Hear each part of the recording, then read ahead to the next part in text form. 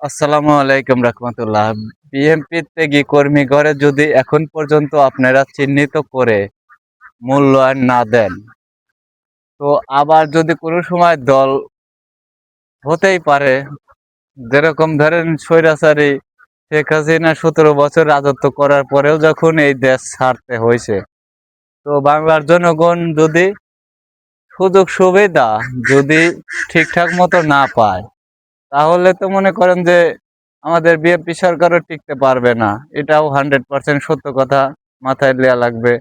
আর সোজা কথা, যারা রাজপথে ছিল 17 বছর, যারা আন্দোলন করছে, যারা গুলির সামনেও, বন্দুকের গুলির সামনেও বলে নাই যে আমি আওয়ামী লীগকে সমর্থন করি, আমি আওয়ামী লীগের পাশেই আছি।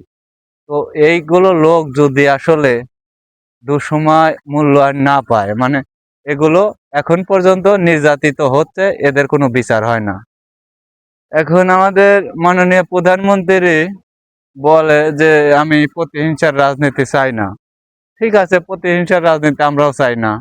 এখন প্রতিহিংসা আলারা যদি আমাদের মেরে গুম করে ফেলায়, হারায় ফেলায়, মানে নির্যাতন করে, তাহলেও হয়তো কিছু বলা যাবে না তাদের।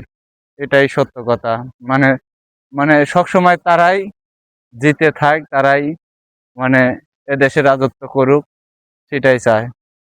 তো চান তাহলে তো আর ত্যাগী কর্মী বলে কথা আছে, ত্যাগী কর্মী মানে এরা যে আন্দোলন সংগ্রাম, অনলাইন যোদ্ধা, অনলাইন যোদ্ধা, অনলাইন অনলাইনে যারা যুদ্ধ করছে, মানে যারা অনলাইনে প্রতিনিয়ত আসলে দলের কথা কইছে, এরা কি আসলে কম নির্যাতিত হয়েছে?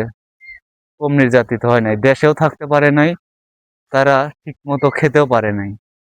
এখনো আমরা ঠিক মতো খেতে পারছি না, কিন্তু যারা সুবিধাবাজি, যারা সুবিধাবাজি মানুষ, তারা ঠিকই এই দেশে সুবিধাই পাতিছে। মানে আমলিক আইলেও সুবিধা পাবে, বিএনপি আইলেও সুবিধা পাবে, জামায়াত আইলেও। তার কারণ যে তারা হলো গান গোল আলু, মানে সব দিকেই থাকবে।